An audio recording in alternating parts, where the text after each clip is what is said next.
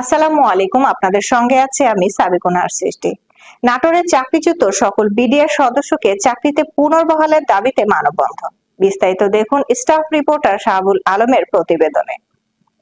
গত 2009 সালে 25-26 ফেব্রুয়ারি পরিকল্পিত পিলখানা হত্যাকাণ্ডের সুষ্ঠু তদন্ত ও নিরপরাধ জেলবন্দী বিডিআর সদস্যদের মুক্তি এবং চাকরিচ্যুত সকল বিডিআর সদস্যকে চাকরিতে পুনর্বহালের দাবিতে মানববন্ধন অনুষ্ঠিত হয়।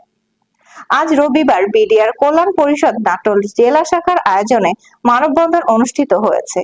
এ সময় উপস্থিত ছিলেন বিডিআর কল্যাণ পরিষদের জেলা প্রতিনিধি রাজু আহমেদ, বাগাতিপাড়া উপজেলার প্রতিনিধি আব্দুল রাজ্জাক, ছাত্র প্রতিনিধি শিশির মাহমুদ, রবিন আহমেদ সহ বিডিআর সদস্য ও তার পরিবার বর্গ উপস্থিত ছিলেন। এ সময় বক্তারা বলেন, পিলখানায় নির্মমভাবে হত্যাকাণ্ডের শিকার 57 জন সেনা অফিসার সহ 74 জন হত্যাকাণ্ডের পেছনে দায়ী ব্যক্তিবর্গ এবং নেপথ্যের নায়কদের চিহ্নিত করে অতি দ্রুত দৃষ্টান্তমূলক শাস্তি নিশ্চিত করা এবং সকল বিডিআর সদস্যের সাজার মেয়াদ শেষ এবং খালাস প্রাপ্তদের মুক্তির দাবি জানানো হয়। আমাদের এই ঘটনার জন্য অন্য কেউ দায়ী আছেন, যদি কেউ দায়ী থাকে তাদের কোনো সাক্ষী প্রমাণ দরকার হয় না।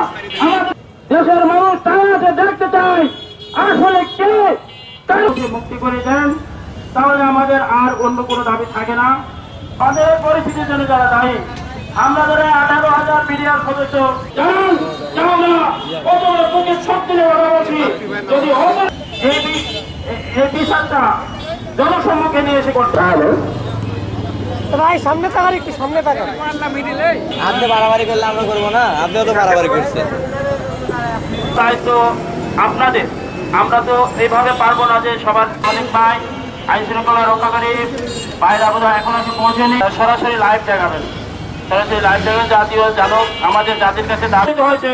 বড় বড় যুদ্ধ, পাঁচুয়ার যুদ্ধ, অন্যান্য আমাদের সব সভা আমরা এই দেশের জন্য 2009 সালে 25শে ফেব্রুয়ারির কথাবার্তা করে এখন আমরা জানি বিগত সময়ে সেনাবাহিনী সর্বাত্মক আন্দোলনে বিডিআরের বর্তমান যে